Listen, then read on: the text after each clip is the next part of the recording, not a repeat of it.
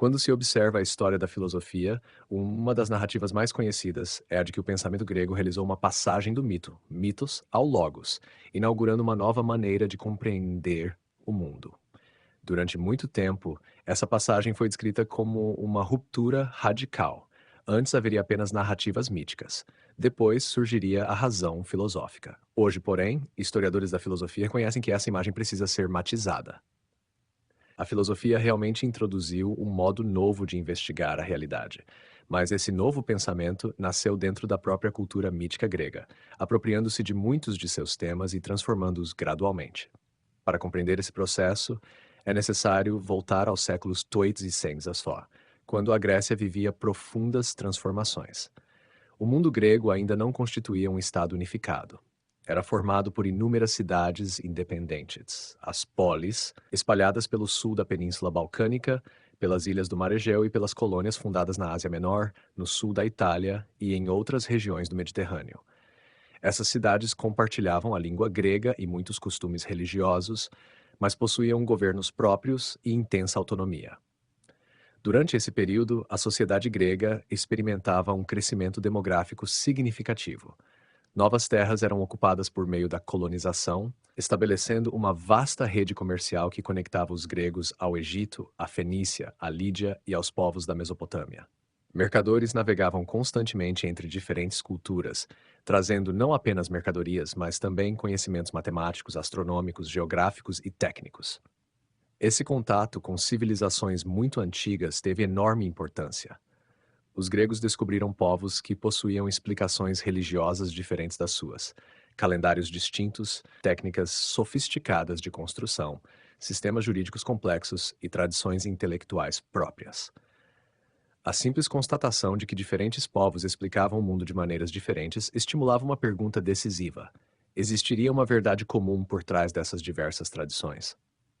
Outro fator decisivo foi a difusão da escrita alfabética.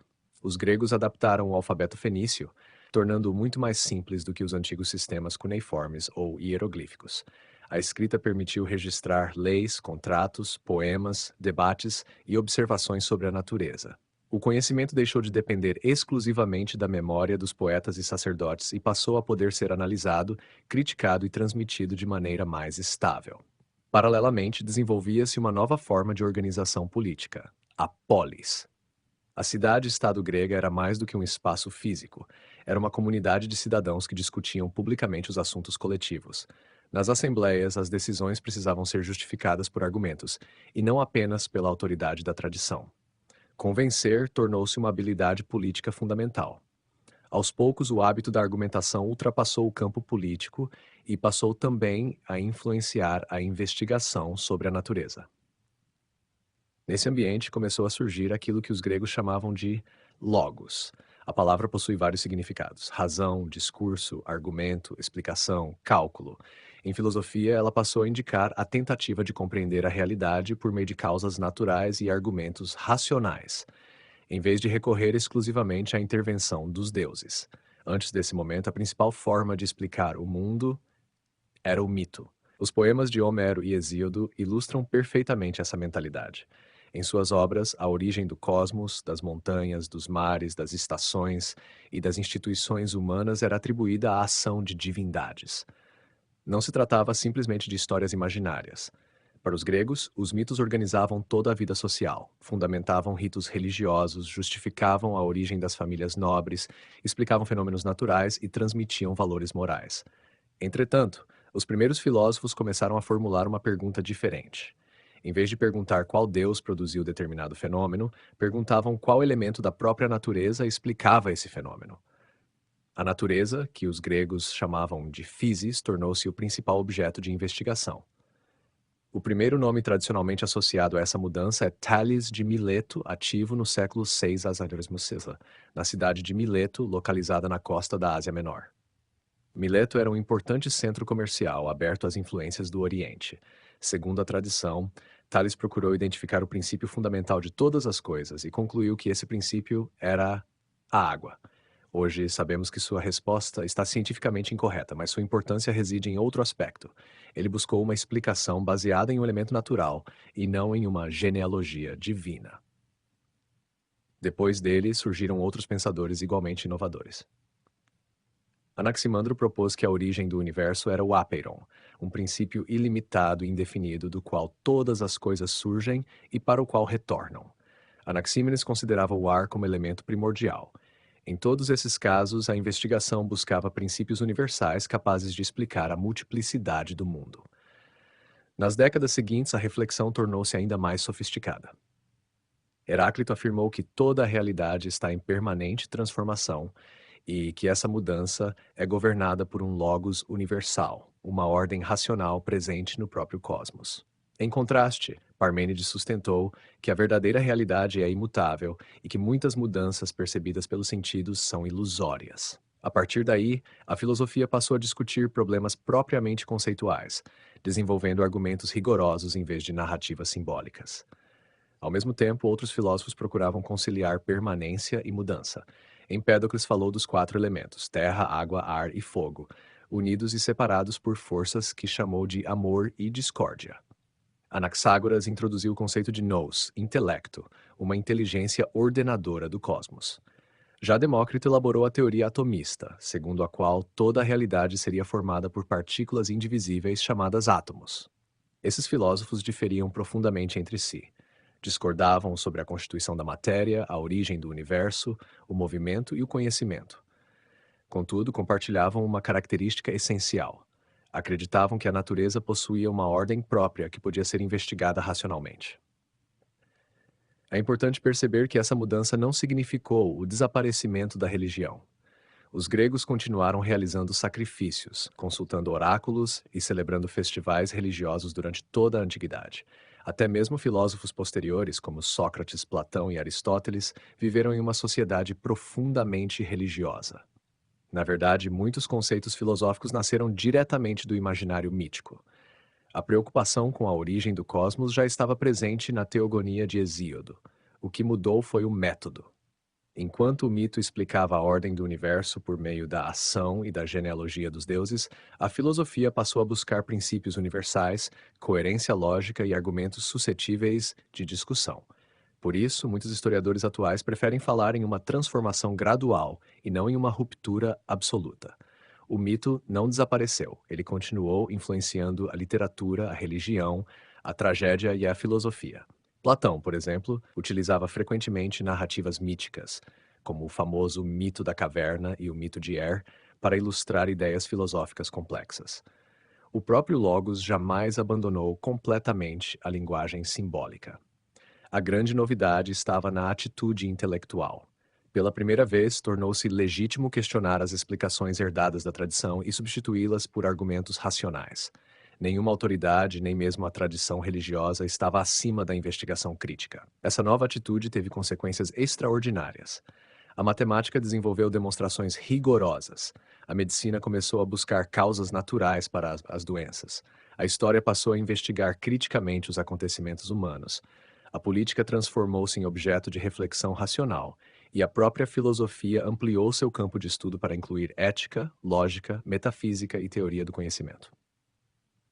É justamente por isso que a transição do mito ao logos costuma ser considerada o marco inicial da filosofia ocidental. Não porque os gregos tenham abandonado completamente os mitos, mas porque inauguraram um novo ideal de conhecimento.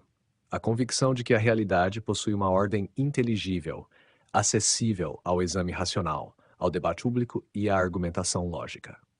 Esse ideal tornou-se um dos pilares da tradição intelectual do Ocidente e influenciou profundamente o desenvolvimento posterior da filosofia, das ciências, do direito e das instituições políticas.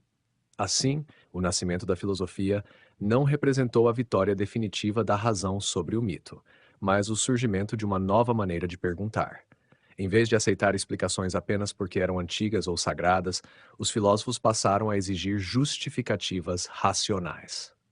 Essa mudança metodológica, mais do que qualquer doutrina específica, constituiu a verdadeira revolução intelectual iniciada nas cidades gregas do século Cis-Ser, cujos efeitos continuam presentes até hoje na forma como investigamos, discutimos e buscamos compreender o mundo.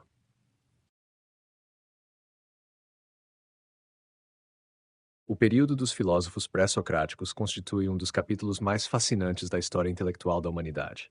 Nele ocorreu algo sem precedentes.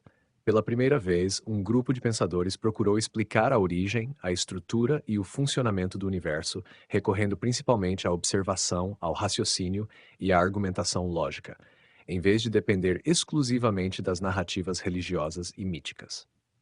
Essa mudança não aconteceu de forma repentina, nem significou o abandono completo da religião grega. Foi um processo gradual, desenvolvido ao longo dos séculos Celsiforvordor, que lançou os fundamentos da filosofia, da ciência e da investigação racional que caracterizariam grande parte da tradição intelectual do Ocidente. Para compreender esse fenômeno, é preciso imaginar a Grécia arcaica, um mundo muito diferente da imagem monumental que normalmente associamos à Grécia de Péricles ou da democracia ateniense do século fim das Cetes. Naquela época ainda não existia um Estado grego unificado. O território era dividido em centenas de pequenas cidades independentes, as polis, cada uma com suas próprias leis, governantes, cultos e interesses econômicos. Essas cidades estavam espalhadas por uma vasta região do Mediterrâneo e do Mar Negro. Além da Grécia continental, havia colônias gregas na costa da Ásia Menor, atual Turquia, no sul da Itália, na Sicília, no norte da África e em diversos pontos do litoral mediterrâneo. Essa expansão colonial não representava um império organizado, mas uma extensa rede de comunidades gregas ligadas pelo comércio, pela língua e pela cultura. O comércio marítimo desempenhava um papel decisivo nessa transformação. Navios gregos navegavam constantemente entre o Egito, a Fenícia, a Lídia, a Mesopotâmia e outras civilizações muito mais antigas. Os gregos entravam em contato com técnicas matemáticas egípcias, conhecimentos astronômicos babilônicos, sistemas jurídicos orientais e novas formas de organização econômica. Esse intenso intercâmbio teve consequências intelectuais profundas.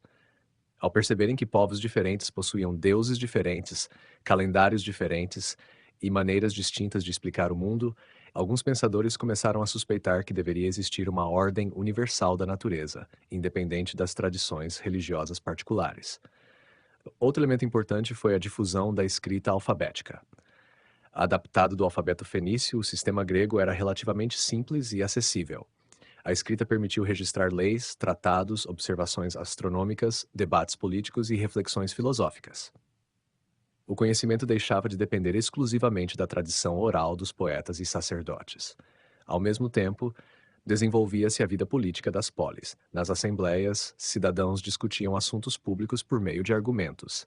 Pouco a pouco, o hábito de convencer pela razão tornou-se um valor cultural importante. Essa prática política preparou o terreno para um novo tipo de investigação intelectual. Foi nesse ambiente que surgiu a pergunta que unificaria praticamente todos os pré-socráticos. Qual é o princípio fundamental, arché, da Natphysis? A palavra physis designava muito mais do que aquilo que hoje chamamos de natureza. Ela indicava todo o processo de nascimento, crescimento, transformação e desaparecimento das coisas. Os filósofos queriam descobrir qual era o fundamento permanente por trás da enorme variedade de fenômenos observados no universo. Essa investigação começou na cidade de Mileto, localizada na costa da Jônia, uma das regiões mais prósperas e cosmopolitas do mundo grego. A chamada Escola de Mileto inaugurou aquilo que muitos historiadores consideram a primeira tradição filosófica propriamente dita. O primeiro nome associado a essa escola é Tales de Mileto. A tradição afirma que Tales procurava explicar os fenômenos naturais sem recorrer diretamente aos deuses. Sua resposta foi que a água constituía o princípio originário de todas as coisas. À primeira vista, essa ideia parece ingênua. Contudo, seu verdadeiro significado está no método empregado. Pela primeira vez, alguém procurava explicar toda a diversidade do universo por meio de um único elemento natural, passível de investigação racional. Seu discípulo Anaximandro percebeu que nenhum elemento conhecido poderia explicar satisfatoriamente a origem de todos os demais. Por isso propôs o apeiron, o ilimitado ou indefinido, uma realidade eterna da qual todas as coisas surgiriam por diferenciação. Já Anaxímenes escolheu o ar como princípio universal. Explicava a formação dos diversos corpos por processos naturais de condensação e rarefação, oferecendo uma das primeiras tentativas de compreender mudanças físicas mediante mecanismos relativamente simples. A escola de Mileto estabeleceu um modelo intelectual completamente novo: buscar causas naturais para explicar os fenômenos naturais. Enquanto isso, em outra região do mundo grego florescia uma tradição muito diferente, a escola pitagórica. Pitágoras fundou uma comunidade religiosa e filosófica em Crotona, no sul da Itália. Diferentemente dos milesianos, os pitagóricos acreditavam que a essência da realidade não era um elemento material, mas os números e as proporções matemáticas. Essa descoberta nasceu da observação da música. Os pitagóricos perceberam que os intervalos musicais mais harmoniosos correspondiam a relações numéricas simples entre os comprimentos das cordas. A partir daí, desenvolveram uma ideia revolucionária. O universo inteiro seria governado por relações matemáticas. Essa concepção marcou profundamente toda a história da ciência. Séculos depois, Galileu Galilei afirmaria que o livro da natureza está escrito em linguagem matemática, ideia claramente inspirada na tradição pitagórica. Além disso, os pitagóricos acreditavam na imortalidade da alma, na metempsicose, a transmigração das almas, e numa rígida disciplina moral. Sua filosofia unia matemática, religião e ética numa síntese singular. Em seguida surge um dos pensadores mais originais da antiguidade, Heráclito da cidade de Éfeso. Heráclito observava que tudo no universo está em permanente transformação.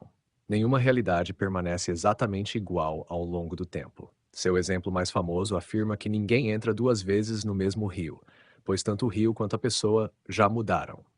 Entretanto, essa mudança não era caótica. Ela obedecia a um princípio racional que Heráclito chamou de logos. O conflito entre os opostos constituía o motor da realidade. Vida e morte, frio e quente, dia e noite, guerra e paz não eram simples contradições, mas elementos complementares de uma ordem dinâmica. Enquanto Heráclito enfatizava o movimento, outra escola defendia exatamente o contrário. Na cidade de Eleia surgiu a filosofia de Parmênides. Parmênides realizou uma das revoluções conceituais mais profundas da história da filosofia. Seu raciocínio partia de uma afirmação extremamente simples: o ser é, o não ser não é. Se o não ser não existe, então nada pode surgir do nada, nem desaparecer completamente. Consequentemente, toda mudança percebida pelos sentidos seria ilusória. Segundo Parmênides, a verdadeira realidade é eterna, indivisível, imóvel e perfeita. Apenas a razão, e não os sentidos, pode conhecê-la. Seu discípulo Zenão de Eleia elaborou famosos paradoxos para demonstrar que a crença no movimento conduz a contradições lógicas. O paradoxo de Aquiles e da tartaruga permanece discutido até hoje como um clássico da filosofia e da matemática. O contraste entre Heráclito e Parmênides tornou-se um dos maiores problemas da filosofia antiga. Como conciliar a evidência dos sentidos que mostram constante mudança com os argumentos da razão que parecem exigir permanência? Grande parte dos filósofos posteriores tentou responder justamente a essa questão. Empédocles propôs uma solução intermediária. Segundo ele, nada nasce nem desaparece verdadeiramente. Existem quatro elementos eternos: terra, água, ar e fogo, que apenas se combinam e se separam. Duas forças cósmicas governam essas combinações: o amor, que une, e a discórdia, que separa. Assim, a mudança observada no mundo seria resultado de diferentes combinações de elementos permanentes. Pouco depois, Anaxágoras desenvolveu outra resposta. Para ele, todas as substâncias contêm pequenas porções de todas as outras. O que distingue cada objeto é a predominância de determinado componente. Mas quem organiza essa mistura infinita? Anaxágoras respondeu introduzindo um novo conceito, o nous, isto é, uma inteligência ou mente cósmica responsável por colocar ordem no universo. Foi uma das primeiras tentativas filosóficas de explicar racionalmente a existência de organização na natureza. Finalmente surge Demócrito, talvez o mais surpreendente de todos. Junto com seu mestre Leucipo, desenvolveu a teoria atomista. Segundo essa concepção, toda a realidade seria composta por partículas indivisíveis, os átomos, movendo-se no vazio. Os diferentes objetos não resultariam de diferentes matérias fundamentais, mas de distintas formas, tamanhos e arranjos desses átomos. Não havia necessidade de intervenção divina para explicar os fenômenos naturais. As leis da natureza bastariam para compreender a formação dos mundos. Embora o atomismo antigo seja muito diferente da física moderna, sua ideia fundamental, a existência de componentes elementares da matéria, exerceu enorme influência sobre o desenvolvimento científico posterior. Ao observar esse conjunto de escolas, percebe-se um verdadeiro diálogo intelectual. Os milesianos buscavam um princípio material único. Os pitagóricos encontravam esse princípio nas relações matemáticas. Heráclito via o universo como fluxo permanente. Parmênides afirmava que o verdadeiro ser é imóvel. Empédocles e Anaxágoras tentavam conciliar mudança e permanência. Demócrito explicava ambas mediante a combinação de partículas eternas. Nenhum deles trabalhava isoladamente. Cada nova teoria surgia como resposta às dificuldades da anterior. É justamente esse debate contínuo que caracteriza o nascimento da filosofia. Os pré-socráticos não estavam apenas oferecendo respostas diferentes, estavam aprendendo a construir argumentos, criticar hipóteses anteriores e propor novas explicações baseadas na coerência lógica. Essa atitude intelectual tornou possível o surgimento da filosofia clássica. Quando Sócrates deslocou a investigação da natureza para os problemas humanos, encontrou um método racional já consolidado. Quando Platão formulou sua teoria das ideias, dialogava constantemente com Heráclito e Parmênides. Quando Aristóteles escreveu seus tratados de física, metafísica, lógica e biologia, examinou cuidadosamente praticamente todos os filósofos anteriores. Por isso, o período pré-socrático representa muito mais do que uma simples etapa inicial da filosofia. Ele constitui o laboratório intelectual em que nasceram questões que continuam centrais até hoje. De que é feito o universo? Existe uma ordem racional na natureza? A mudança é real ou aparente? O conhecimento depende dos sentidos ou da razão? Há princípios universais que governam toda a realidade? As respostas desses primeiros filósofos foram frequentemente superadas pelo avanço da ciência e da filosofia. Contudo, as perguntas que formularam permanecem vivas. Mais importante ainda, eles estabeleceram um novo modo de investigar o mundo, discutir hipóteses, submeter argumentos à crítica e buscar explicações racionais para a realidade. Esse método, mais do que qualquer teoria específica, constitui o legado permanente dos pré-socráticos e explica por que eles ocupam um lugar tão central na história do pensamento ocidental. Para compreender quem foram os sofistas, é necessário imaginar a Grécia do século Phaedrus, uma época muito diferente daquela em que viveram os primeiros filósofos da Jônia. Se os pré-socráticos estavam principalmente preocupados em descobrir o princípio fundamental da natureza, physis, os sofistas voltaram sua atenção para outro problema: o ser humano vivendo em sociedade. Em vez de perguntar de que é feito o universo, passaram a perguntar como os homens convivem, governam, argumentam, persuadem e constroem suas leis. Essa mudança de foco representa uma das maiores transformações da filosofia grega e prepara diretamente o cenário em que atuarão Sócrates, Platão e Aristóteles. O contexto histórico explica em grande medida o surgimento desse novo movimento intelectual. Durante o século Foda-Nessucer, especialmente após as vitórias gregas nas guerras médicas contra o Império Persa, Atenas tornou-se a cidade mais influente do mundo grego. Sob a liderança de Péricles, a cidade viveu um período de extraordinário florescimento econômico, artístico e político. A democracia ateniense ampliava a participação dos cidadãos nas decisões públicas. A Assembleia discutia leis, declarava guerras, administrava recursos e julgava diversas questões políticas. Os tribunais populares reuniam centenas de jurados escolhidos entre os próprios cidadãos. Nesse ambiente, saber falar bem tornou-se uma das habilidades mais valiosas. Um cidadão incapaz de defender suas ideias em público dificilmente alcançaria prestígio político. A persuasão transformou-se em instrumento de poder. Foi justamente para atender essa necessidade que surgiram os sofistas. Eles não constituíam uma escola filosófica unificada, nem possuíam uma doutrina comum. Eram professores itinerantes que viajavam entre as cidades gregas oferecendo educação aos jovens, principalmente aos filhos das famílias mais ricas. Pela primeira vez na história ocidental, o ensino tornou-se uma profissão especializada. Os sofistas cobravam por suas aulas, fato que posteriormente seria utilizado por seus críticos para desacreditá-los. Entretanto, é importante lembrar que viver do ensino não possuía necessariamente a conotação negativa que muitas vezes lhe foi atribuída posteriormente. O currículo oferecido pelos sofistas era extremamente amplo. Ensinavam retórica, gramática, poesia, interpretação dos textos clássicos, política, direito, memória, argumentação, matemática, música e até conhecimentos práticos necessários para a vida pública. Seu objetivo não era apenas transmitir informações, mas formar cidadãos capazes de atuar eficazmente na polis democrática. Entre todos os sofistas, o mais famoso foi Protágoras. Sua frase mais conhecida tornou-se um dos textos mais debatidos da história da filosofia. Open quote. O homem é a medida de todas as coisas. Close quote. Essa afirmação pode receber diversas interpretações, mas sua ideia central consiste em afirmar que todo conhecimento depende, em alguma medida, da experiência humana. Enquanto os filósofos anteriores buscavam princípios absolutos da natureza, Protágoras chamava atenção para o fato de que todas as percepções passam inevitavelmente pelo sujeito que conhece. Aquilo que parece quente para uma pessoa pode parecer frio para outra. Uma lei considerada justa por determinada cidade pode ser vista como injusta por outra.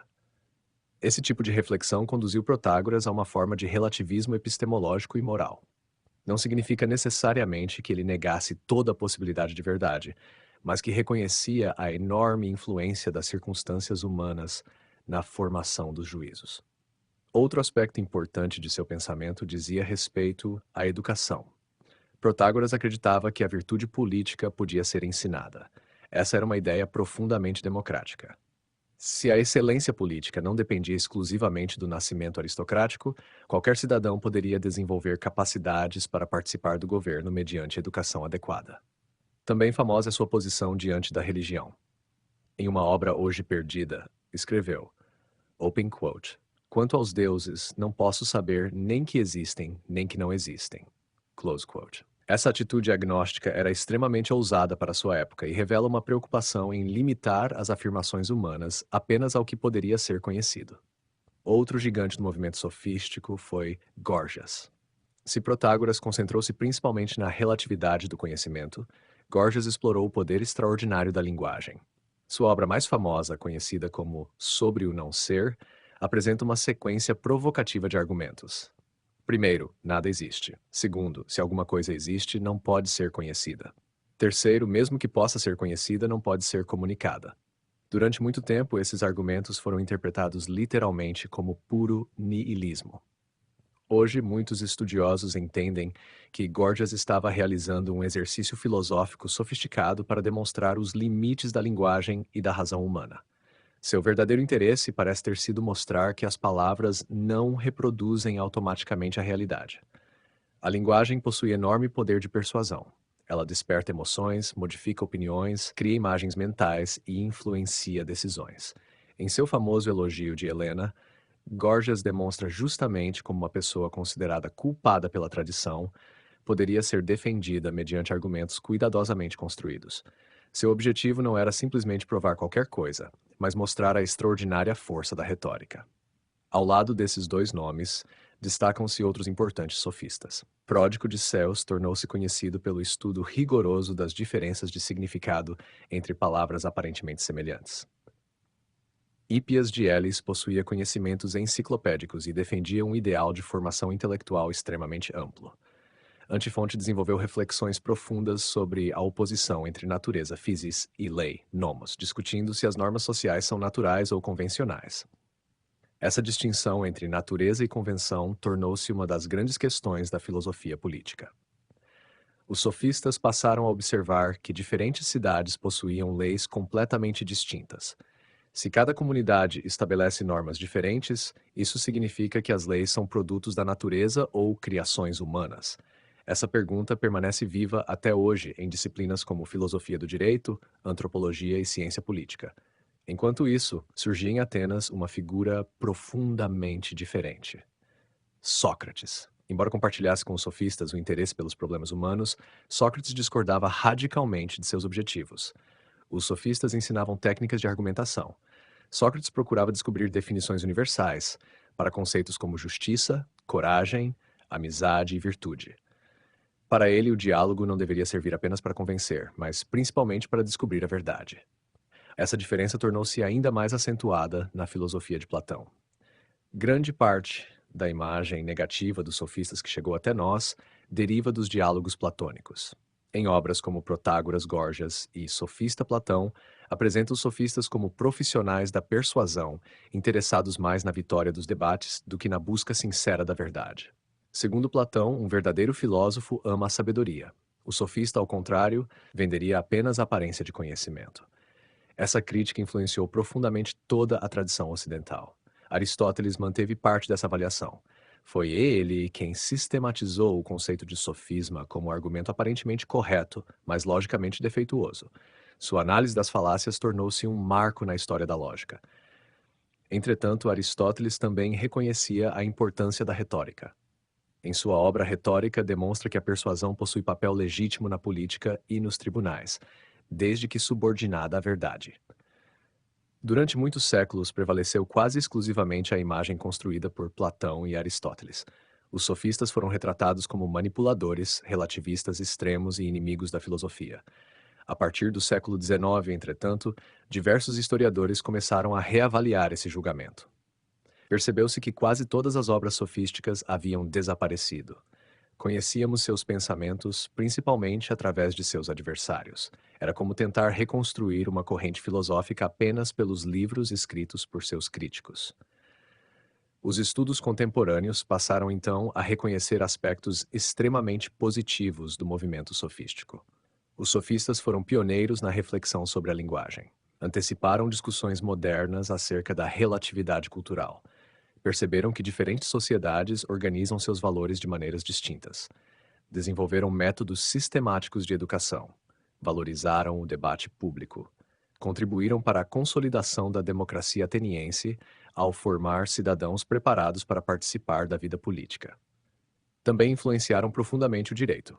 Ao ensinar técnicas argumentativas aplicadas aos tribunais, ajudaram a desenvolver práticas fundamentais da advocacia e da interpretação jurídica.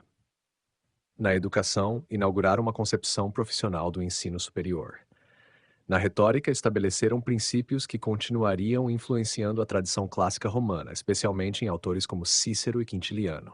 Na filosofia da linguagem, levantaram questões que ressurgiriam muitos séculos depois em áreas como a hermenêutica, a linguística e a filosofia analítica.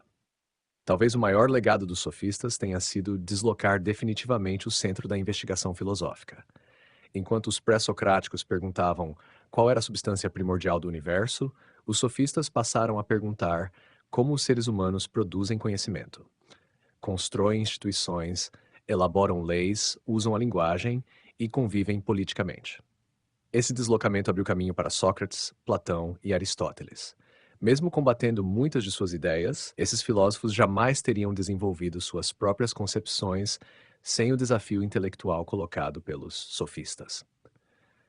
Assim, a historiografia contemporânea tende a vê-los de forma muito mais equilibrada do que a tradição antiga. Em vez de simples manipuladores da palavra, são compreendidos como protagonistas de uma profunda transformação intelectual. Foram os primeiros grandes educadores profissionais da civilização ocidental, pioneiros na reflexão sobre a linguagem, a cultura, a política e a educação, e contribuíram decisivamente para o desenvolvimento da democracia, da retórica, do direito e das ciências humanas. Seu verdadeiro legado não consiste em oferecer respostas definitivas, mas em mostrar que o estudo do homem, da sociedade e da linguagem é tão importante para a filosofia quanto o estudo da natureza.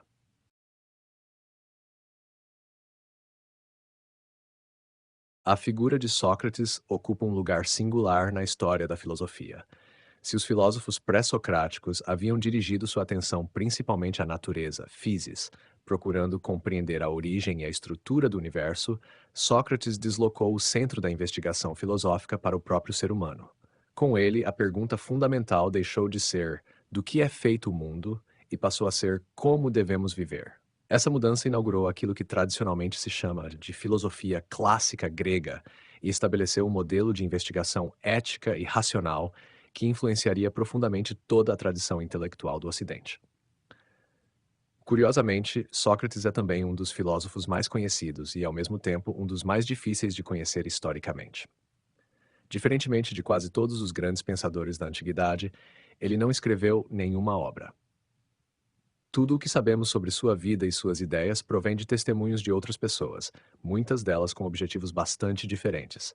Essa circunstância deu origem ao chamado problema socrático. Até que ponto conseguimos distinguir o Sócrates histórico daquele retratado por seus discípulos e contemporâneos? Para compreender sua importância, é preciso voltar a Atenas do século Fenavser, uma cidade que vivia simultaneamente seu momento de maior esplendor e o início de uma profunda crise. Após derrotar o Império Persa nas guerras médicas, Atenas tornou-se a principal potência política e naval do mundo grego. Sob a liderança de Péricles, experimentou um extraordinário florescimento econômico, artístico e intelectual. Foram construídos monumentos como o Partenon, desenvolveram-se o teatro, a historiografia, a escultura e a filosofia. Mais importante ainda, consolidou-se uma forma de democracia direta bastante inovadora para a época. Os cidadãos reuniam-se na Assembleia para discutir leis, declarar guerras, administrar recursos públicos e decidir questões fundamentais da cidade. Essa intensa participação política fez surgir uma cultura baseada na argumentação pública. Convencer tornou-se essencial para quem desejava exercer influência. Foi nesse ambiente que floresceram os sofistas, professores especializados em ensinar retórica, oratória e técnicas de persuasão. Sócrates viveu exatamente nesse mesmo cenário, mas seguiu um caminho bastante diferente. Nasceu provavelmente por volta de 470 b.C. Seu pai, segundo a tradição, era escultor, enquanto sua mãe exercia o ofício de parteira. Esse último detalhe seria posteriormente utilizado pelo próprio filósofo como metáfora para explicar seu método de ensino. Durante a juventude, Atenas ainda desfrutava de estabilidade. Entretanto, sua vida adulta foi marcada por um dos maiores conflitos da história grega, a Guerra do Peloponeso. Durante quase 30 anos, Atenas enfrentou Esparta e seus aliados. A guerra devastou a economia, provocou epidemias, produziu enormes perdas humanas e terminou com a derrota ateniense em 404 a.C. A crise política tornou-se intensa.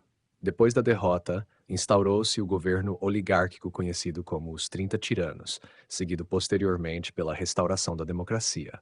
Foi justamente nesse ambiente de instabilidade que Sócrates desenvolveu sua atividade filosófica. Ao contrário dos sofistas, ele não fundou uma escola nem cobrava por suas conversas. Passava os dias caminhando pelas ruas, pelas praças e pelos ginásios de Atenas, abordando políticos, artesãos, poetas, militares e jovens. Sua filosofia acontecia em plena vida pública. Em vez de realizar longas exposições, fazia perguntas. Essas perguntas pareciam inicialmente simples. O que é coragem? O que é justiça? O que é amizade? O que é piedade? Mas conforme o diálogo avançava, os interlocutores percebiam que não sabiam definir claramente aquilo que julgavam conhecer. Esse procedimento constitui aquilo que chamamos de ironia socrática. Na linguagem comum, ironia costuma significar zombaria. No caso de Sócrates, porém, possui sentido diferente. Ele frequentemente começava afirmando sua própria ignorância. Dizia nada saber e solicitava explicações ao interlocutor. À medida que este respondia, Sócrates formulava novas perguntas, revelando incoerências, contradições e ambiguidades. Pouco a pouco, a segurança inicial desaparecia. O interlocutor descobria que seu conhecimento era muito mais superficial do que imaginava. Essa primeira etapa do diálogo recebia posteriormente o nome de elenchos, isto é, refutação. Seu objetivo não era humilhar, era libertar o indivíduo da falsa certeza. Somente quem reconhece a própria ignorância pode iniciar uma verdadeira investigação filosófica. Daí nasce uma das frases mais famosas atribuídas a Sócrates: sei que nada sei. Embora provavelmente essa formulação não apareça exatamente dessa maneira em seus diálogos, ela resume bem sua atitude intelectual. O reconhecimento da ignorância constitui o primeiro passo para a sabedoria. Depois da ironia vinha a segunda etapa do método, a maiêutica. A palavra deriva da profissão de sua mãe, parteira. Assim como uma parteira não gera o bebê, mas auxilia o nascimento, Sócrates afirmava não transmitir conhecimento pronto. Seu papel consistia em ajudar o interlocutor a dar à luz suas próprias ideias mediante reflexão racional. A filosofia tornava-se um processo de descoberta interior. Esse método transformou profundamente a educação ocidental. O professor deixava de ser apenas um transmissor de informações, passava a estimular o pensamento crítico do estudante. Mas o método socrático não era um simples exercício intelectual, ele estava profundamente ligado à ética. Sócrates acreditava que o verdadeiro conhecimento conduz necessariamente à virtude. Aqui aparece uma de suas teses mais conhecidas. Segundo ele, ninguém pratica o mal voluntariamente. Quando alguém age injustamente, é porque ignora o verdadeiro bem. O vício seria consequência da ignorância. Essa posição ficou conhecida como intelectualismo moral. Hoje ela parece exageradamente otimista. Sabemos que pessoas podem agir contra aquilo que reconhecem como correto. Entretanto, Sócrates pretendia mostrar que conhecer verdadeiramente o bem transforma profundamente o caráter humano. Para ele, virtude, areté, não significava apenas excelência moral. Era o pleno desenvolvimento das capacidades humanas. Assim como um bom médico domina sua arte, uma pessoa virtuosa conhece racionalmente como viver bem. Essa concepção liga-se diretamente à sua ideia de felicidade. Os gregos utilizavam a palavra eudaimonia. Ela não significa prazer momentâneo. Designa uma vida plenamente realizada. Sócrates sustentava que riqueza, fama ou poder não garantem felicidade. A verdadeira felicidade depende do cuidado da alma. Aqui encontramos talvez seu conceito mais revolucionário.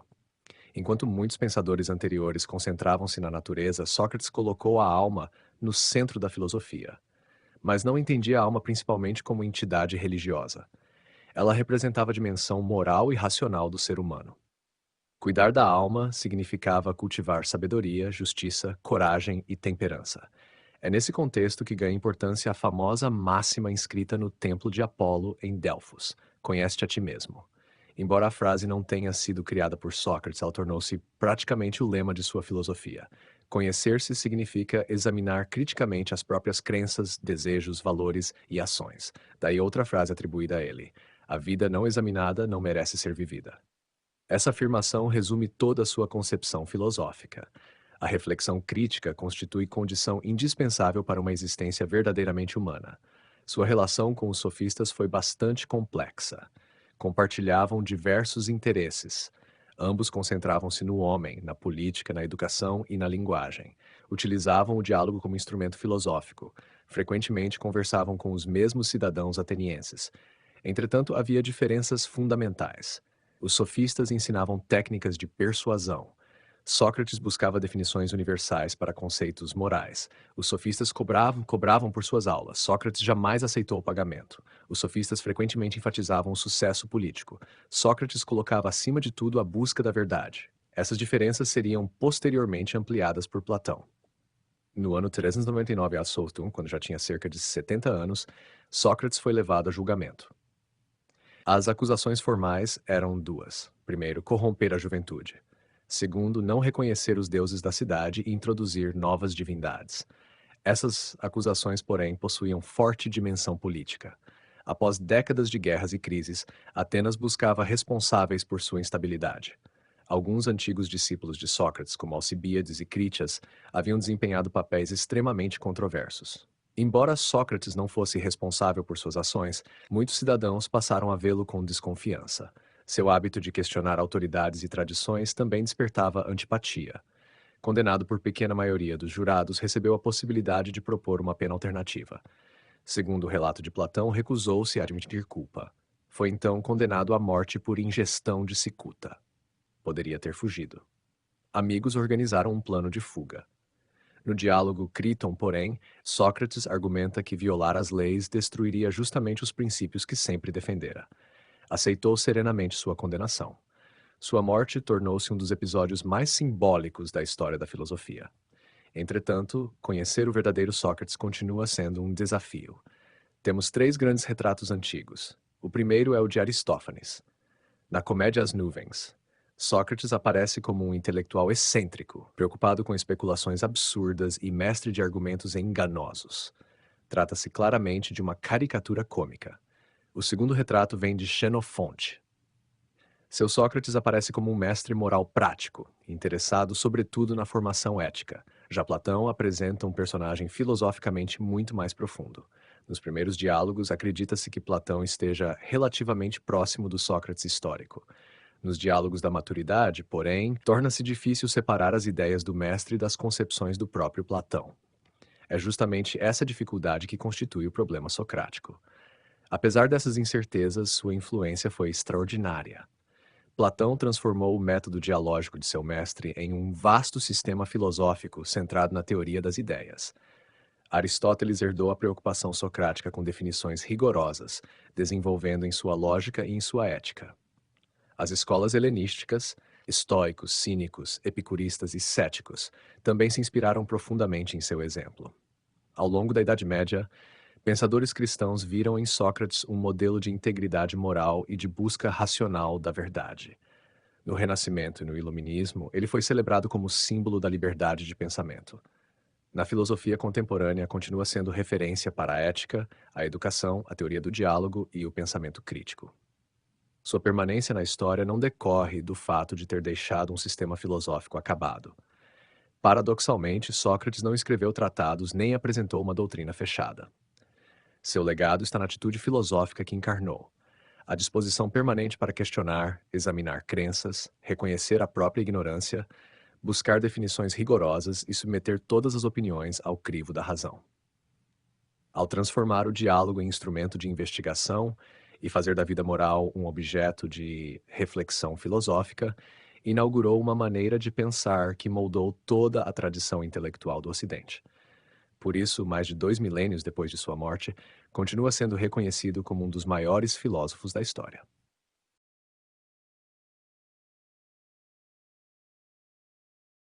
A figura de Platão representa um dos maiores marcos da história da filosofia. Se Sócrates inaugurou uma nova maneira de filosofar ao colocar o ser humano e a ética no centro da investigação, Platão foi o responsável por transformar essa atitude filosófica em um sistema de pensamento abrangente, capaz de explicar a realidade, o conhecimento, a política, a educação, a moral, a arte e até mesmo a estrutura do universo. A influência de sua obra foi tão profunda que muitos estudiosos afirmam, como fez o filósofo britânico Alfred North Whitehead, que toda a filosofia ocidental pode ser vista como uma série de notas de rodapé à filosofia de Platão. Embora essa frase seja deliberadamente enfática, ela expressa bem a dimensão histórica de sua influência. Para compreender Platão, é necessário situá-lo no momento histórico em que viveu. Nascido por volta de 427 a.C., ele pertenceu a uma geração profundamente marcada pela crise da democracia ateniense. Sua juventude transcorreu durante a fase final da Guerra do Peloponeso, conflito que opôs Atenas a Esparta durante quase 30 anos, e terminou com a derrota ateniense em 404 a seus sources. Essa derrota provocou enorme instabilidade política, econômica e social. A democracia foi temporariamente substituída pelo governo oligárquico dos 30 tiranos, entre os quais se encontrava Crítias, parente de Platão. Pouco depois, a democracia foi restaurada.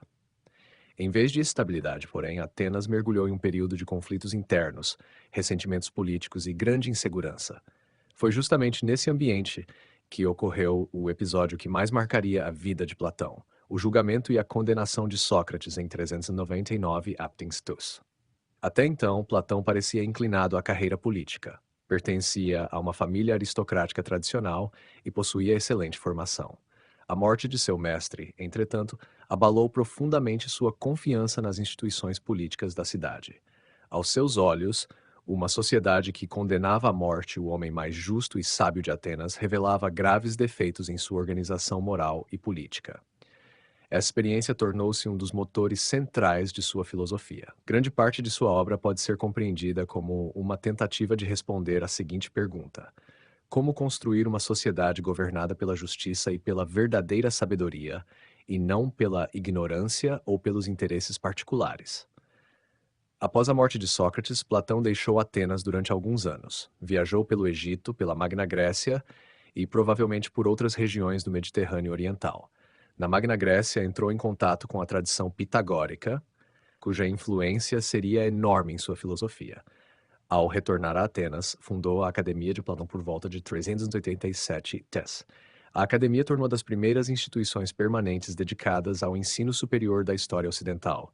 Nela estudavam matemática, astronomia, música, filosofia, política e ciências naturais. Permaneceria ativa durante vários séculos, influenciando inúmeras gerações de filósofos. O núcleo da filosofia platônica é a famosa teoria das ideias, também chamada teoria das formas. Platão parte de uma observação aparentemente simples. Tudo aquilo que percebemos pelos sentidos está em permanente transformação. Os corpos envelhecem, as árvores crescem e morrem, as cidades mudam, as opiniões variam, nada permanece absolutamente idêntico ao longo do tempo. Essa constatação já havia sido enfatizada por Heráclito. Entretanto, ao mesmo tempo, somos capazes de formular conceitos universais. Sabemos reconhecer o que é beleza, justiça, igualdade ou triangularidade, mesmo quando os exemplos concretos diferem enormemente entre si. De onde vem essa estabilidade conceitual? Platão responde afirmando que existem dois níveis da realidade. O primeiro é o mundo sensível. É o universo percebido pelos sentidos. Nele tudo nasce, muda e desaparece. É o domínio da multiplicidade, da imperfeição e da mudança. O segundo é o mundo inteligível. Nesse nível encontram-se as ideias ou formas. As ideias não são pensamentos existentes apenas na mente humana. São realidades objetivas, eternas, perfeitas e imutáveis. Existe uma ideia de justiça, uma ideia de beleza, uma ideia de igualdade, uma ideia de homem e assim por diante. Os objetos concretos participam dessas formas perfeitas sem jamais realizá-las completamente. Esse é o famoso dualismo platônico. Não se trata apenas de distinguir matéria e espírito. É uma distinção entre dois modos de realidade. O mundo sensível é mutável, imperfeito e conhecido pelos sentidos. O mundo inteligível é eterno, perfeito e conhecido pela razão. Talvez nenhuma imagem explique melhor essa teoria do que a célebre alegoria da caverna, apresentada no livro 7 da A República. Platão imagina pessoas acorrentadas desde o nascimento dentro de uma caverna. Elas conseguem enxergar apenas sombras projetadas na parede. Como nunca viram outra coisa, acreditam que aquelas sombras constituem toda a realidade. Um dos prisioneiros consegue libertar-se. Inicialmente, a luz do exterior o ofusca. Pouco a pouco, porém, aprende a enxergar os objetos reais, depois o céu e, finalmente, o próprio sol. Ao retornar para libertar os demais prisioneiros, é ridicularizado e rejeitado. A metáfora possui enorme riqueza. A caverna representa o mundo das aparências. As sombras simbolizam opiniões superficiais. A saída corresponde ao processo educativo da filosofia. O sol representa a ideia do bem, fundamento último de toda a realidade e de todo conhecimento. Essa narrativa resume praticamente toda a epistemologia platônica. Segundo Platão, conhecer não significa simplesmente acumular informações. Conhecer é elevar gradualmente a alma do mundo sensível ao mundo inteligível. Daí nasce sua teoria do conhecimento. Os gregos distinguiam dois níveis fundamentais. A doxa representa opinião, baseia-se nos sentidos e nas aparências. Pode ser útil, mas permanece instável. Já a episteme constitui verdadeiro conhecimento. É racional, universal e necessário. A filosofia busca precisamente essa passagem da opinião para a ciência. Como realizar esse percurso? Por meio da dialética. A dialética platônica desenvolve-se através do diálogo racional. Não consiste apenas em debater opiniões. Seu objetivo é conduzir progressivamente o pensamento até as ideias universais. Ela preserva o espírito investigativo herdado de Sócrates, mas lhe confere estrutura metafísica muito mais ampla. Outro aspecto central de sua filosofia diz respeito à alma. Platão aceita a influência órfico-pitagórica, segundo a qual a alma é imortal. No diálogo, Fédon apresenta diversos argumentos em favor dessa imortalidade. Segundo ele, antes do nascimento, a alma contemplava diretamente as ideias. Ao unir-se ao corpo, esquece esse conhecimento. Aprender torna-se, portanto, recordar. Essa é a famosa teoria da reminiscência, anamnese. O conhecimento filosófico consiste em despertar aquilo que a alma já contemplou anteriormente. Essa concepção explica também sua visão da educação. Educar não significa simplesmente transmitir conteúdos. O verdadeiro educador ajuda a alma a recordar gradualmente a verdade. Essa ideia aparece claramente no diálogo Mênon, quando Sócrates conduz um escravo sem instrução a descobrir relações geométricas apenas mediante perguntas. Mas talvez nenhuma obra sintetize tão completamente seu pensamento quanto a República. Nesse diálogo, Platão procura responder à pergunta: o que é justiça? Inicialmente, analisa a justiça individual. Em seguida, amplia a investigação para a organização da cidade. Segundo Platão, assim como a alma possui diferentes partes, também a cidade possui diferentes funções. A alma apresenta três dimensões. A parte racional busca a verdade, a parte irascível relaciona-se à coragem. A parte apetitiva corresponde aos desejos. Uma pessoa justa é aquela que essas partes permanecem harmoniosamente organizadas sob o governo da razão. O mesmo princípio vale para a cidade. Os produtores garantem a economia. Os guerreiros asseguram a defesa. Os governantes dirigem a comunidade. Cada grupo exerce sua função própria. A justiça consiste justamente nessa harmonia. Daí nasce a figura mais famosa da filosofia política platônica, o rei filósofo. Platão argumenta que os maiores males da política decorrem da ignorância. Governantes buscam riqueza, prestígio ou poder porque desconhecem o verdadeiro bem. Somente quem alcançou o conhecimento filosófico das ideias possui condições de governar justamente. Por isso afirma que as cidades somente conhecerão verdadeira felicidade quando os filósofos governarem ou quando os governantes se tornarem verdadeiros filósofos. É importante observar que Platão não imaginava o filósofo como mero intelectual. Seu governante ideal deveria possuir longa formação moral, matemática, científica e filosófica antes de assumir qualquer responsabilidade política. Essa educação ocuparia décadas. Além da filosofia política e da metafísica, Platão escreveu sobre inúmeros outros temas. Sua obra é composta quase inteiramente por diálogos. Entre os mais importantes encontram-se a Apologia de Sócrates, que narra o julgamento de Sócrates, o Críton, sobre justiça e obediência às leis, o Banquete dedicado ao amor, o Fedro, que trata da retórica, da alma e do amor, o Teeteto voltado à teoria do conhecimento, o Parmênides, que submete a própria teoria das ideias a uma crítica rigorosa, o Sofista sobre o ser, o não ser e a linguagem, o Timeu, que apresenta uma cosmologia, e as leis, sua última grande reflexão política. Sua relação com Aristóteles foi igualmente decisiva. Aristóteles estudou cerca de 20 anos na academia, admirava profundamente seu mestre, mas também formulou críticas importantes. A principal dizia respeito justamente à teoria das ideias. Segundo Aristóteles, separar completamente o mundo sensível do inteligível criava dificuldades desnecessárias.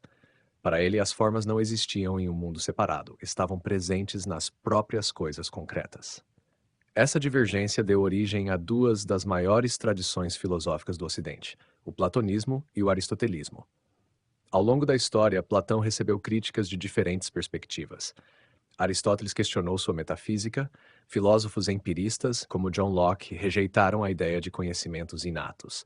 Friedrich Nietzsche criticou o dualismo platônico por considerar que ele desvalorizava o mundo sensível em favor de um mundo ideal, e Karl Popper, em A Sociedade Aberta e Seus Inimigos, interpretou alguns aspectos do projeto político de A República como excessivamente autoritários. Em contrapartida, muitos estudiosos argumentam que a cidade ideal descrita por Platão tem um caráter normativo e pedagógico, mais voltado à reflexão filosófica do que à descrição de um modelo político diretamente aplicável. Apesar dessas críticas, a influência de Platão permanece extraordinária. Sua filosofia moldou Plotino e o neoplatonismo. Exerceu profunda influência sobre pensadores cristãos como Santo Agostinho, inspirou reflexões renascentistas, racionalistas e idealistas, e continua presente em debates contemporâneos sobre metafísica, ética, política, educação e teoria do conhecimento. A permanência de Platão na história deve-se ao fato de que ele procurou responder, de maneira sistemática, às questões mais fundamentais da existência humana. O que é a realidade? Como podemos conhecer a verdade? O que torna uma vida justa? Como educar os cidadãos? Quem deve governar? Qual é a relação entre corpo e alma? Mesmo quando suas respostas são contestadas, as perguntas que formulou continuam estruturando grande parte da reflexão filosófica até os dias atuais. Por isso, Platão permanece como um dos pilares da tradição intelectual ocidental e um dos pensadores mais influentes de todos os tempos.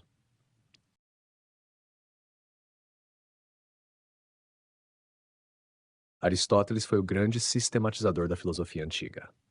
Se Sócrates deslocou a filosofia para a pergunta ética sobre como viver, e Platão construiu uma metafísica das ideias, Aristóteles procurou organizar quase todos os campos do saber disponíveis em sua época: lógica, metafísica, física, biologia, psicologia, ética, política, retórica, poética e teoria do conhecimento. Ele nasceu em 384 a.C., em Estagira, na Macedônia. Ainda jovem, foi para Atenas e estudou durante cerca de 20 anos na Academia de Platão. Essa formação foi decisiva, pois Aristóteles herdou de Platão a busca por conhecimento rigoroso, por definições e por explicações universais. No entanto, sua filosofia tomou uma direção diferente. Enquanto Platão via o mundo sensível como uma realidade inferior em relação ao mundo inteligível das ideias, Aristóteles procurou compreender as formas dentro das próprias coisas concretas. Essa diferença marca uma das maiores viradas da história da filosofia. O contexto histórico também foi decisivo. Aristóteles viveu no século IV Percito, período posterior à Guerra do Peloponeso, quando as antigas polis gregas estavam enfraquecidas. Atenas já não possuía o mesmo poder político do século Fenzo, e a Macedônia crescia como força dominante sob Filipe Drioso e depois Alexandre o Grande. Aristóteles foi tutor de Alexandre durante parte de sua juventude, fato que o colocou em contato com o ambiente político macedônico e com o mundo grego em expansão. Mais tarde voltou a Atenas e fundou sua própria escola, o Liceu, onde desenvolveu pesquisas filosóficas e científicas de grande amplitude. Uma das bases de seu pensamento é a crítica à teoria das ideias de Platão. Para Platão, as realidades sensíveis participam de formas eternas e separadas. Existe, por exemplo, uma ideia de beleza, uma ideia de justiça, uma ideia de homem. Aristóteles rejeita essa separação. Para ele, a forma de uma coisa não existe em um mundo separado, existe na própria coisa. A forma do cavalo está no cavalo concreto, a forma da árvore está na árvore concreta. Com isso, Aristóteles aproxima a filosofia da observação da realidade sensível. Essa crítica leva ao seu famoso ilemorfismo. A palavra vem de ile, matéria, e morfé, forma. Segundo Aristóteles, todo ser material é composto de matéria e forma. A matéria é aquilo de que algo é feito. A forma é aquilo que faz esse algo ser o que é. Uma estátua, por exemplo, possui matéria, o mármore, e forma, a figura que organiza esse mármore. Um ser vivo também possui matéria, seu corpo físico, e forma, sua organização vital. Assim, Aristóteles não separa radicalmente corpo e forma. A realidade concreta é sempre uma união entre ambos. Outro conceito essencial é a teoria das quatro causas. Para compreender algo plenamente, não basta perguntar do que é feito. É preciso investigar quatro dimensões. A causa material indica a matéria de que algo é composto. A causa formal indica sua estrutura ou essência. A causa eficiente indica aquilo que produziu ou moveu a coisa. A causa final indica sua finalidade, aquilo para o qual algo tende. No caso de uma casa, a causa material são os tijolos e a madeira. A causa formal é o projeto ou estrutura da casa. A causa eficiente são os construtores. E a causa final é servir de moradia. Essa ideia revela o caráter teleológico da filosofia aristotélica. Para ele, os seres naturais possuem finalidades internas. Ligado a isso está o par conceitual ato e potência. Potência é aquilo que algo pode vir a ser. Ato é aquilo que algo já é plenamente. Uma semente é uma árvore em potência. A árvore desenvolvida é a atualização dessa potência.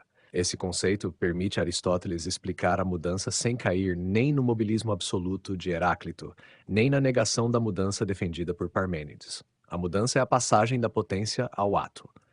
Na metafísica, Aristóteles busca compreender o ser enquanto ser. Seu conceito central é o de substância. A substância é aquilo que existe de modo próprio e serve de suporte para as características.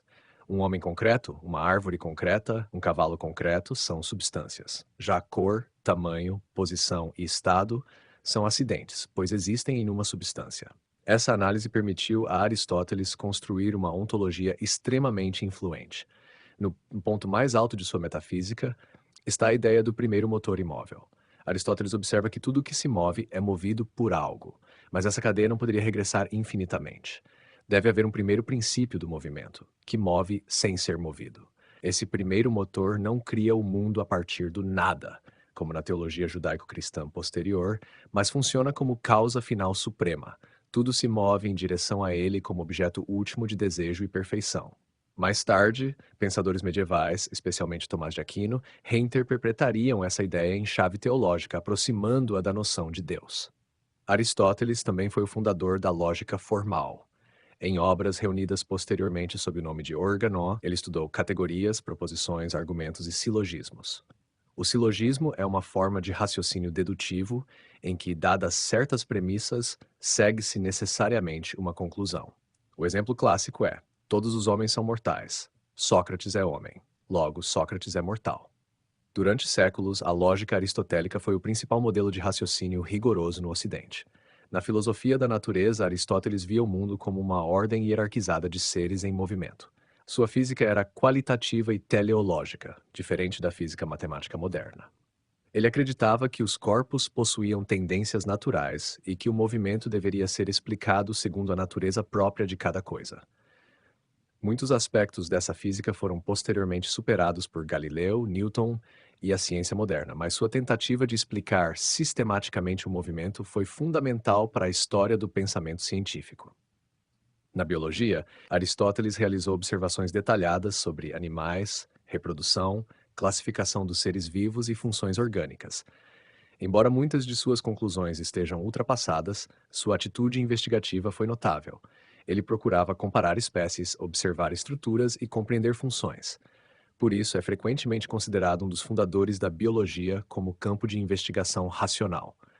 Sua psicologia aparece especialmente na obra De Anima, ou Sobre a Alma. Para Aristóteles, a alma não é uma substância separada do corpo, como em Platão. A alma é a forma do corpo vivo, isto é, o princípio que organiza a vida. Plantas possuem alma vegetativa, responsável por nutrição e crescimento. Animais possuem alma sensitiva, responsável por percepção e movimento. O ser humano possui alma racional, capaz de pensamento. Aqui se percebe novamente o ilemorfismo. Alma e corpo não são duas coisas separadas, mas princípios unidos no ser vivo. Na ética, sua obra mais importante é a Ética a Nicômaco. Aristóteles parte da ideia de que toda ação humana visa algum bem. O bem supremo é a eudaimonia, geralmente traduzida como felicidade ou florescimento humano. Essa felicidade não é mero prazer passageiro, mas uma vida plena realizada segundo a razão e a virtude. O ser humano é feliz quando desenvolve excelentemente aquilo que lhe é próprio, a racionalidade. A virtude, para Aristóteles, é um hábito adquirido. Ninguém nasce virtuoso automaticamente. Tornamo-nos justos praticando atos justos, corajosos praticando atos corajosos, moderados praticando atos moderados. A ética aristotélica é, portanto, uma ética da formação do caráter. É nesse contexto que aparece a famosa doutrina do meio-termo. A virtude moral geralmente se encontra entre dois extremos viciosos, um por excesso e outro por deficiência. A coragem, por exemplo, situa-se entre a covardia e a temeridade. A generosidade situa-se entre a avareza e a prodigalidade. Esse meio-termo não é uma média matemática rígida, mas uma medida prudente, adequada à situação concreta.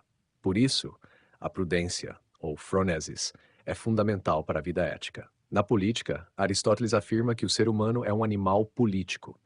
Isso significa que a vida humana só se realiza plenamente na comunidade. A polis não é apenas um acordo para garantir segurança ou comércio. Ela existe para possibilitar uma vida boa. Por isso, ética e política estão ligadas.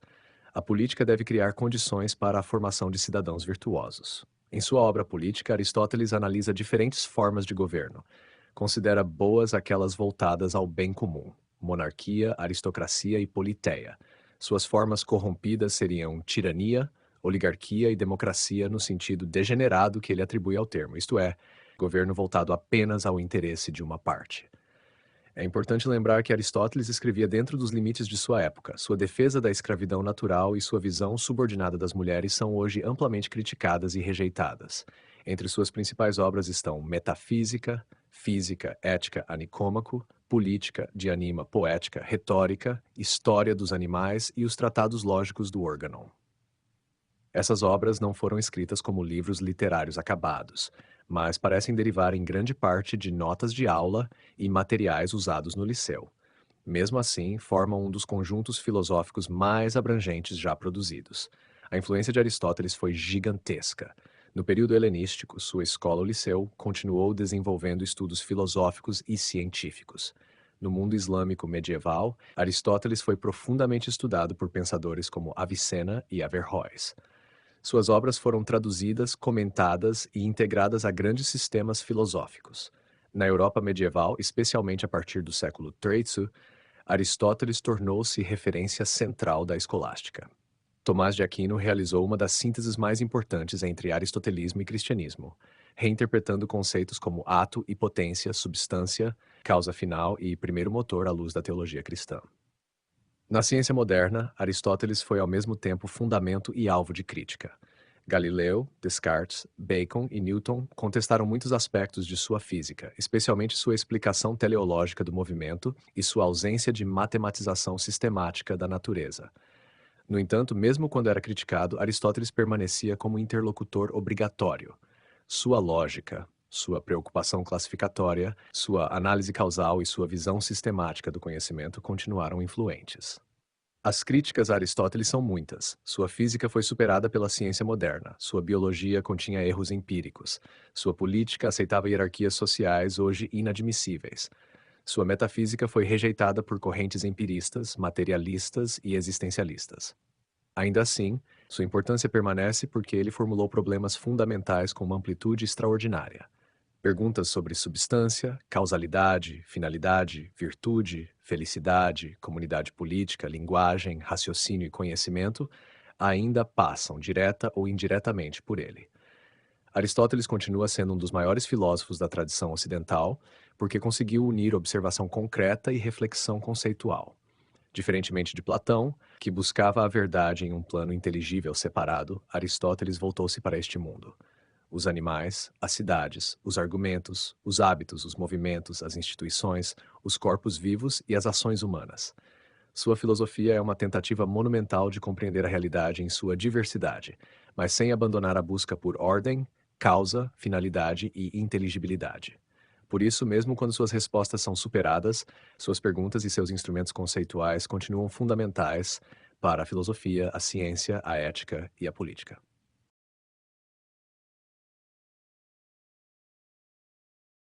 As filosofias helenísticas representam a última grande fase da filosofia grega antes do surgimento da filosofia cristã e medieval.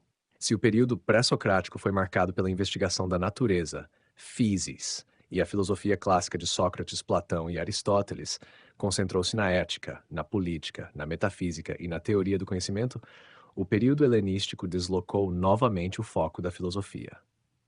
A grande pergunta já não era qual é a melhor constituição política ou qual é a essência do ser, mas uma questão muito mais existencial: como viver bem em um mundo profundamente instável? Essa mudança não foi apenas intelectual, ela refletia uma transformação histórica de enormes proporções. O fim do mundo das polis. Em 323 a.C., morreu Alexandre, o Grande, provavelmente em Babilônia, aos 32 anos de idade. Seu império estendia-se da Grécia até o Vale do Indo, incluindo Egito, Síria, Mesopotâmia e Pérsia. Entretanto, Alexandre não deixou um sucessor capaz de manter esse enorme domínio unificado. Seus generais, conhecidos como diádocos, dividiram o império em diversos grandes reinos. Surgiram, entre outros, o reino dos Ptolomeus, no Egito, o reino Seleucida na Ásia, o reino Antigônida na Macedônia. O mundo grego deixou de girar em torno das pequenas cidades-estado independentes. Nascia um universo muito maior, cosmopolita, multicultural e politicamente centralizado. Para um cidadão ateniense do século IV d.C., a participação política era parte essencial da identidade humana. Agora essa participação tornava-se muito mais limitada. Os novos impérios eram extensos demais para permitir a democracia direta das antigas polis. O indivíduo sentia-se pequeno diante das enormes estruturas políticas. Ao mesmo tempo, as viagens tornaram-se mais frequentes. Gregos conviviam diariamente com egípcios, persas, sírios, judeus e inúmeros outros povos. As antigas fronteiras culturais tornavam-se mais fluidas. A filosofia respondeu diretamente a essa nova realidade. Se antes ela perguntava como organizar a cidade perfeita, agora perguntava como alcançar tranquilidade interior independentemente das circunstâncias externas. Por isso, todas as escolas helenísticas colocam a ética no centro de suas preocupações. Cada uma oferece um verdadeiro modo de vida. A filosofia deixa de ser apenas investigação teórica, torna-se uma espécie de medicina da alma. O epicurismo, a felicidade como tranquilidade. A primeira dessas grandes escolas foi fundada por Epicuro. Em Atenas, criou uma comunidade conhecida como o Jardim. Diferentemente da academia platônica ou do liceu aristotélico, o jardim recebia também mulheres e escravos, algo bastante incomum na época. Epicuro partia de uma pergunta simples: por que os seres humanos sofrem? Sua resposta identificava duas grandes fontes de sofrimento: o medo dos deuses e o medo da morte. Para eliminar esses medos, desenvolveu uma filosofia fortemente inspirada no atomismo de Demócrito segundo Epicuro. Tudo é composto de átomos e vazio. Os deuses existem, mas vivem completamente afastados dos assuntos humanos. Não recompensam nem castigam ninguém. A morte também não deve ser temida. Enquanto existimos, ela ainda não chegou. Quando ela chega, nós já não existimos. Portanto, jamais experimentamos a morte. A felicidade consiste em alcançar a ataraxia, isto é, serenidade da alma, e aponia, ausência de sofrimento físico. É importante desfazer um equívoco comum. Epicuro não defendia uma vida de prazeres desenfreados. Ao contrário, acreditava que o maior prazer consiste numa vida simples, moderada, cercada de amizades sinceras e livre de desejos desnecessários. Os desejos naturais e necessários, alimento, abrigo, amizade, devem ser satisfeitos. Os desejos artificiais, riqueza ilimitada, fama, poder, produzem ansiedade e sofrimento. Assim, o prazer epicurista é sobretudo equilíbrio. O estoicismo, viver conforme a natureza. Quase ao mesmo tempo surgiu outra das maiores correntes filosóficas da antiguidade. O estoicismo foi fundado por Zenão de Cítio. Recebe esse nome porque Zenão ensinava na Stoa Poikilé, o pórtico pintado de Atenas. Os estoicos possuíam uma visão bastante diferente da de Epicuro. Para eles, o universo inteiro é governado pelo Logos, uma razão cósmica. Tudo acontece segundo uma ordem racional da natureza. O sofrimento nasce quando tentamos controlar aquilo que não depende de nós. Daí decorre um princípio fundamental. Devemos distinguir entre aquilo que está sob nosso controle e aquilo que não está. Nossas opiniões, escolhas e atitudes dependem de nós. A riqueza, a saúde, o sucesso, a fama e até a própria vida não dependem inteiramente de nossa vontade. A sabedoria consiste em aceitar serenamente aquilo que não podemos modificar. O ideal ético recebe o nome de apatheia. Hoje, essa palavra costuma sugerir indiferença. No estoicismo, significa liberdade em relação às paixões desordenadas. O sábio não elimina emoções, aprende a não ser escravizado por elas. A virtude constitui o único bem verdadeiro. Quem possui virtude permanece feliz mesmo diante da pobreza, da doença ou da morte. Mais tarde, o estoicismo encontraria enorme desenvolvimento em Roma através de Sêneca, Epicteto e Marco Aurélio. O pirronismo, a suspensão do juízo. Enquanto epicuristas e estoicos acreditavam possuir respostas sólidas, outra escola adotou caminho completamente diferente. Seu fundador foi Pirro de Elis. Segundo Pirro, os seres humanos sofrem porque julgam conhecer coisas que na realidade não podem conhecer com certeza. Como podemos afirmar que determinada opinião é absolutamente verdadeira? Frequentemente encontramos argumentos igualmente convincentes em direções opostas. A solução consiste na eporché, isto é, suspensão do juízo. Em vez de afirmar categoricamente que algo é verdadeiro ou falso, o sábio reconhece os limites do conhecimento humano. Paradoxalmente, essa atitude conduz novamente à ataraxia. Quem deixa de disputar certezas absolutas alcança tranquilidade interior. O pirronismo tornou-se uma das principais tradições céticas da história da filosofia. O cinismo, liberdade radical. Outra resposta muito original surgiu com o cinismo. Seu precursor foi Antístenes, discípulo de Sócrates, mas sua figura mais célebre foi Diógenes de Sinope. Diógenes tornou-se quase lendário. Segundo a tradição, vivia praticamente sem posses.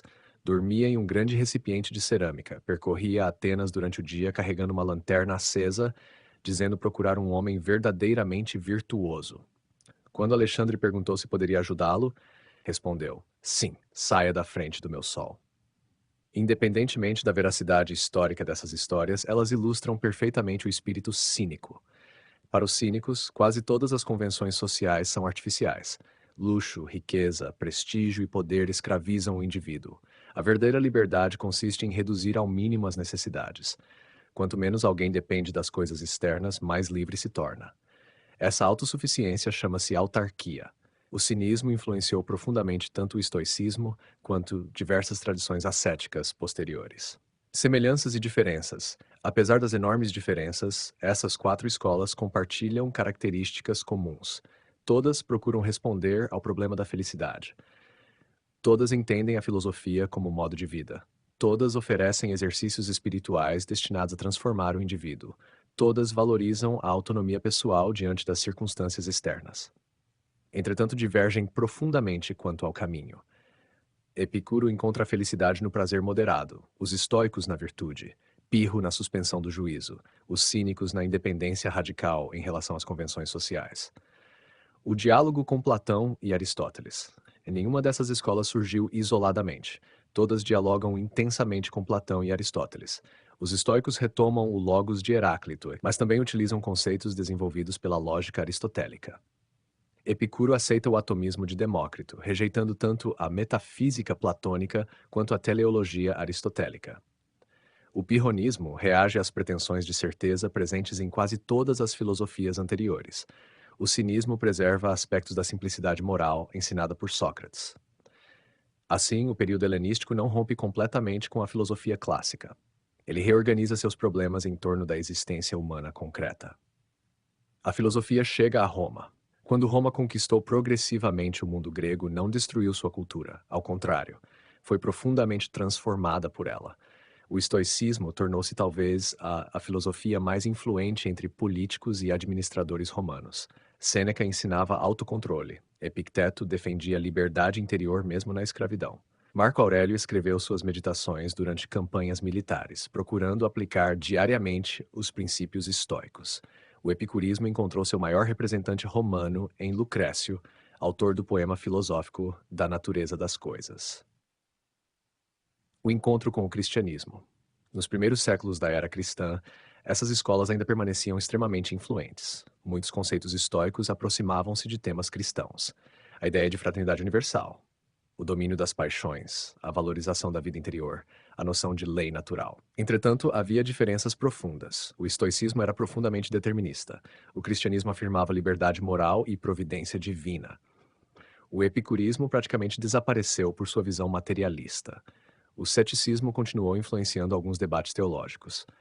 Enquanto isso, uma nova corrente começava a ganhar força: o neoplatonismo. Seu maior representante seria Plotino. Com ele, a filosofia antiga ingressa em sua fase final. A transição para a Antiguidade Tardia. Costuma-se dizer que as filosofias helenísticas encerram a filosofia antiga não porque tenham sido as últimas cronologicamente, mas porque representam a conclusão de um longo desenvolvimento iniciado pelos pré-socráticos. A investigação da natureza havia levado a Sócrates. Sócrates conduzira a Platão. Platão influenciara Aristóteles. Após Aristóteles, a pergunta deixou de ser principalmente o que é o ser, para tornar-se como viver. A filosofia tornou-se uma arte de existência. Essa transformação preparou diretamente o pensamento da Antiguidade Tardia. O neoplatonismo de Plotino retomou muitos elementos de Platão, mas incorporou também aspectos estoicos, aristotélicos e religiosos, criando uma síntese que influenciaria profundamente o cristianismo, o judaísmo e o islamismo. Ao mesmo tempo, o estoicismo forneceu conceitos éticos e antropológicos que dialogaram intensamente com autores cristãos, enquanto a tradição lógica aristotélica permaneceu como instrumento fundamental de investigação. Assim, as filosofias helenísticas representam muito mais do que um epílogo da filosofia grega. Elas constituem uma profunda reformulação do próprio sentido da atividade filosófica. Em um mundo politicamente instável, culturalmente diverso e marcado pela perda das antigas referências das polis, essas escolas ensinaram que a verdadeira liberdade não depende da fortuna, do poder ou das circunstâncias externas, da formação interior, mas da formação interior do indivíduo. Essa concepção de filosofia como caminho para a sabedoria e para a transformação da vida atravessou toda a antiguidade, influenciou a filosofia medieval e continua presente até hoje em diversas tradições filosóficas e espirituais.